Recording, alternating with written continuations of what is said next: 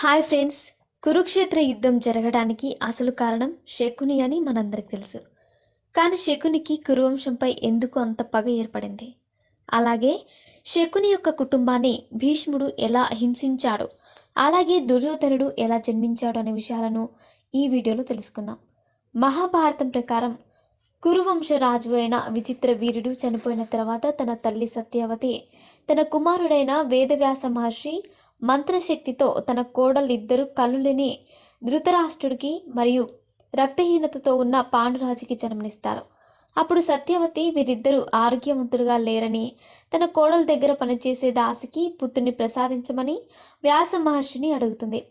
అప్పుడు ఆమెకు వ్యాస మహర్షి మంత్రశక్తితో ఎంతో తెలివైన మరియు అన్ని శాస్త్రాల గురించి తెలిసిన విదురుడు జన్మిస్తాడు. భీష్ముడు పాండురాజుకి, ధృతరాష్ట్రుడికి, విదురుడికి అన్ని రకాల అస్త్ర విద్యలను నేర్పిస్తాడు. ఆ తర్వాత పెద్దవాడైనందున ధృతరాష్ట్రుడికి రాజుగా పట్టాభిషేకం చేస్తారు. అతని దగ్గర సైన్యాధ్యక్షకుడిగా పాండురాజు ఉండి అతనికి రాజ్యంలోని అన్ని విషయాలను చెప్పేవాడు. అదే సమయంలో గాంధార దేశంలో ఉండే రాజులు అక్కడ ఉండే స్త్రీలను హింసిస్తున్నారని తెలిసి భీష్ముడు గాంధార దేశానికి వెళ్ళి గాంధార రాజుని, అతని కొడుకులు 100 మందిని, అతని కుటుంబ సభ్యులందరినీ బంధించి హస్తినపురానికి తీసుకువచ్చి బావి లాంటి ఒక కారాగారంలో బంధిస్తాడు. అప్పుడు వారికి భీష్ముడు ప్రజలను ఇంత బాధ పెట్టిన వారిని బ్రతకనివ్వకూడదని అనుకుని గాంధార రాజుతో, నేను ప్రతిరోజు మీకు ఒక్కొక్కరికి ఒక్కొక్క మెతుకు మాత్రమే తినడానికి పెడతాను అని చెబుతాడు. అప్పుడు గాంధార రాజు, నువ్వు పంపించే అన్నం మాలో ఎవ్వరికి సరిపోదు, అందువల్ల మేము ఈ అన్నాన్ని ఒక్కడికి పెడతాం. మేమందరం చనిపోయిన తర్వాత మిగిలిన ఒక్కడినే మాత్రం నువ్వు ఈ కారాగారం నుంచి విడుదల చేయాలని అడుగుతాడు. దానికి భీష్ముడు ఒప్పుకుంటాడు. అప్పుడు భీష్ముడు ఆ కారాగారంలోకి 101 మెతుకుల అన్నాన్ని పంపిస్తాడు. అప్పుడు సుబల మహారాజు తన కుమారులు అందరితో, ఈ భీష్ముడు మనమందరం ఆకలితో చనిపోవాలని అనుకుంటున్నాడు. ఇతనిని ఓడించాలంటే కండబలం సరిపోదు, బుద్ధిబలం ఉండాలి. అందుకే నేను మీ అందరికీ ఒక పరీక్ష పెడతాను. ఆ పరీక్షలో గెలిచిన వాడికి ఈ అన్నాన్ని పెడతాను అని చెబుతాడు.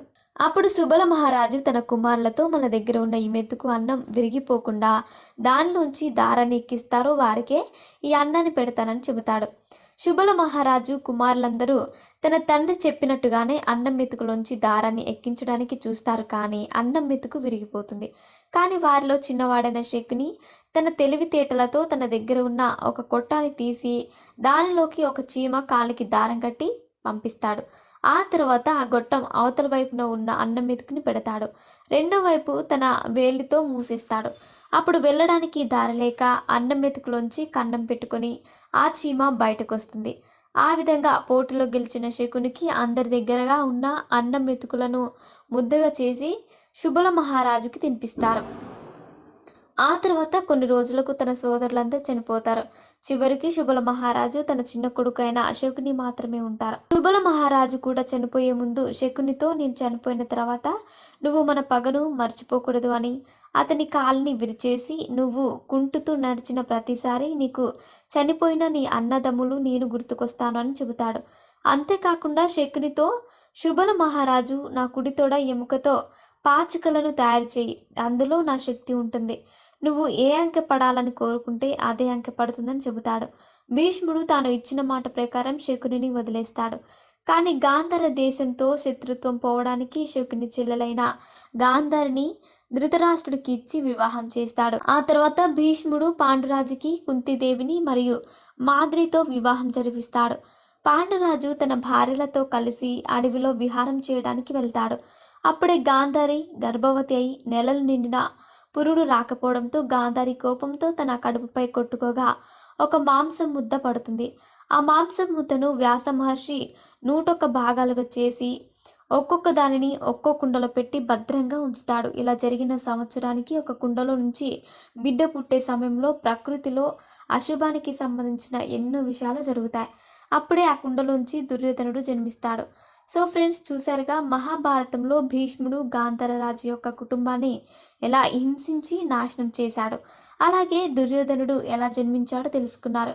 ఇలాంటి మరిన్ని విషయాలను మీరు తెలుసుకోవాలనుకుంటే వెంటనే మా ఛానల్ని సబ్స్క్రైబ్ చేసుకోండి.